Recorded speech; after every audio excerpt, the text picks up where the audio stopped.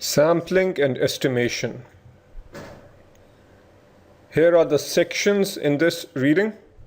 Essentially, we'll talk about how to use sample data to estimate population parameters, and our main focus will be on population mean, generally denoted by mu. Let us understand the basic concept of sampling. Say you have a large population, such as the returns on all stocks in the United States for last year, and you are interested in the mean return or the average return. That is an example of a parameter, generally denoted by the symbol mu.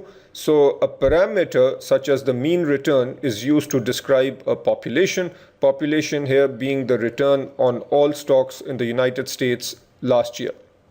You might not have the time to go through every single stock and come up with the average return. So what you could do is pull a sample from the population. So let's say you pull out a sample of 100 stocks, and then you find the average of these 100.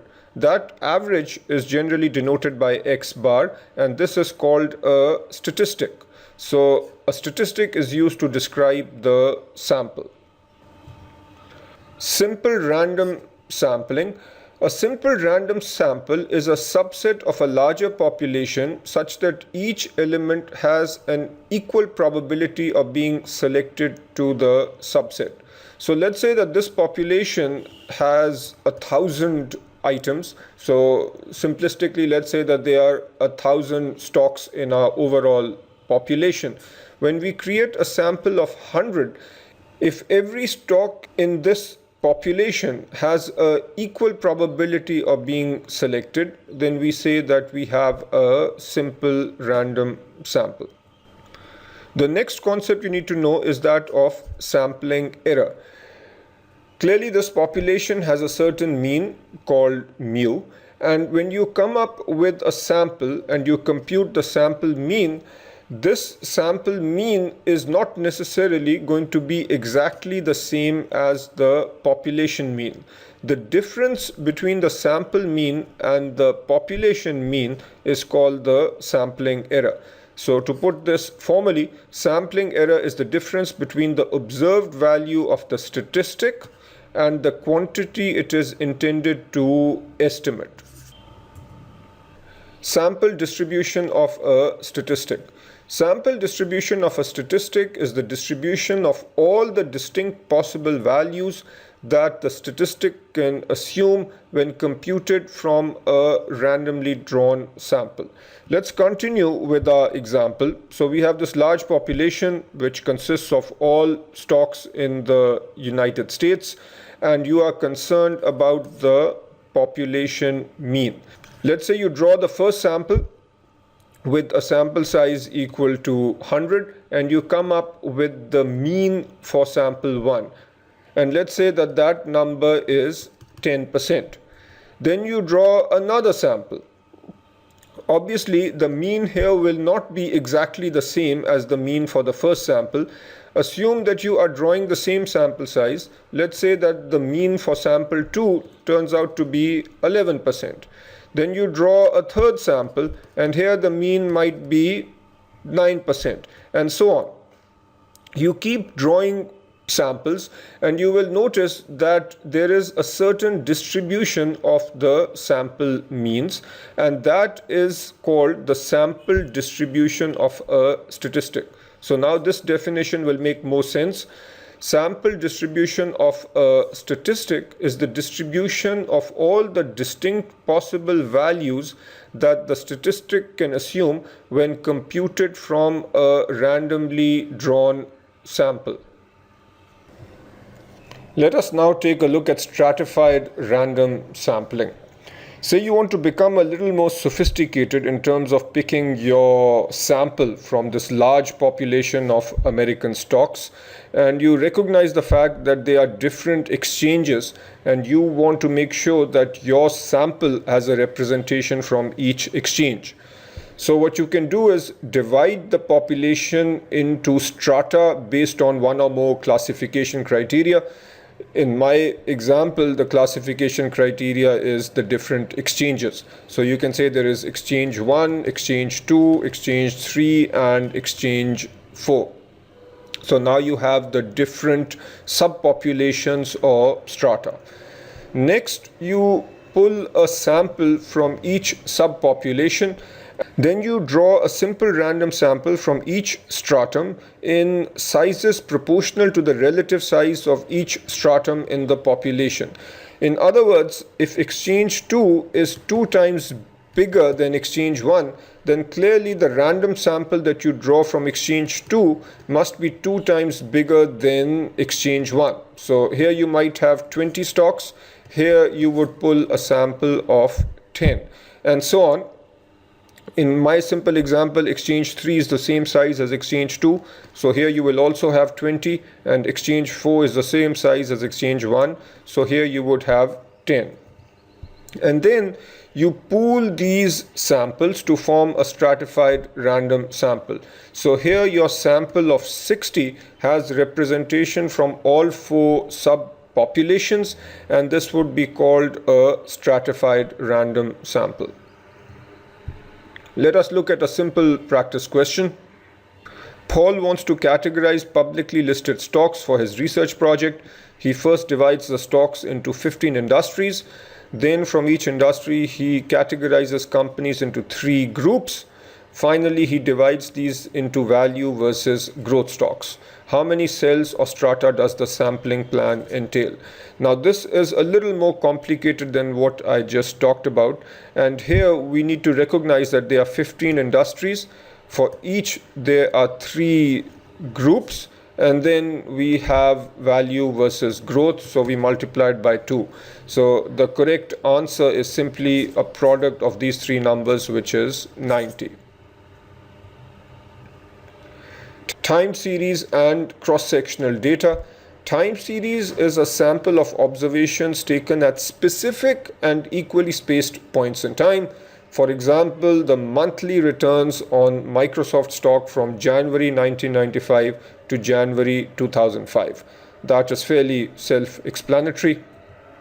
Cross-sectional data is a sample of observations taken at a single point in time. So, for example, the sample of reported earnings per share for all NASDAQ companies for 2005.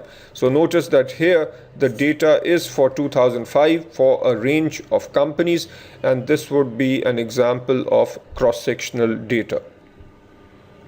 For both time series and cross-sectional data, the random sample must be representative of the populations we wish to study. Consider this practice question. A researcher needs to make use of the 2012 household budget data for Scandinavian countries. Is this cross-sectional data, time series, or panel data? Based on what we've just talked about, this is cross-sectional data. Distribution of the sample mean. Let's say you draw several samples from the population, and for every sample you compute the mean. Clearly, there will be a certain distribution for the sample means, and that is what we are going to talk about. For a population with mean mu and variance sigma squared, the sampling distribution of the sample means, so that is the distribution of the x bars, of all possible samples of size n. Each of these samples needs to be of size n, and let's say that n is 100 in our example. So the distribution of the sample means will be approximately normal, with a mean equal to mu and a variance equal to sigma squared over n. So there are 3 core statements being made. The first one is that the distribution of x bar, or the distribution of the sample mean, is going to be normal. The second point is that the mean is mu, which is essentially the mean of the population, and the variance of this distribution is sigma squared over n. Hopefully it is fairly obvious that the mean of this distribution is mu because you are drawing these samples from the population. So the expected value of x bar, or the sample mean, should be the population mean. In terms of the variance, think of it this way. If the population has a very high variance, so the population data is spread out a lot, then you would expect x bar to also be spread out. In other words, the distribution of x bar would also have a high variance. That is why we have sigma squared in the numerator. On the other hand, if the size of the sample is large, then the distribution of x bar becomes smaller, because larger samples mean that you are more likely to be close to the population mean. In other words, larger sample means that you are more likely to have a x bar, or a sample mean, that is closer to the population mean. That's why n is in the numerator. What we have just learned is the central limit theorem, and I will repeat exactly what is stated in the curriculum. Given a population described by any probability distribution, and this is critical because the central limit theorem applies to a distribution whether or not it is normal.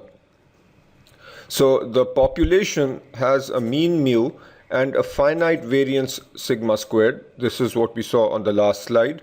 The sampling distribution of the sample mean. The sample mean is the x bar, and we are talking about the distribution of x bar assuming that you pull several samples from the mean. Computed from samples of size n, again I'm repeating because this is important, the sample size always has to be the same. The distribution of x bar will be approximately normal with a mean equal to mu and variance equal to sigma squared over n, when the sample size is large, and large means a sample size of 30 or more. The standard error of the sample mean is the standard deviation of the distribution of the sample means. So here is a new piece of terminology, but the concept is straightforward. We just said that the variance of the distribution of x bar is sigma squared over n. The standard deviation, which is simply the square root of this expression, is essentially sigma over root n. That is the standard error of the sample mean. If we know the population variance, then we simply plug that here and we compute the standard deviation of x bar, or the sample mean, using this expression. If the population variance is not known, then the standard deviation for the distribution of x bar is equal to s. This is the standard deviation of the sample. Clearly, if the population variance is not known, then we use the variance or the standard deviation of the sample as a proxy, and again divide that by root n. So both these expressions are similar. Here we are using the population standard deviation because it's known. Here we are using the sample standard deviation because we don't know the population standard deviation. Let's look at this simple question. You need to use the formula that we just discussed, which is sigma over root n. Sigma is 3, n is 64. So 3 over root of 64 should give you a, which is 0.375.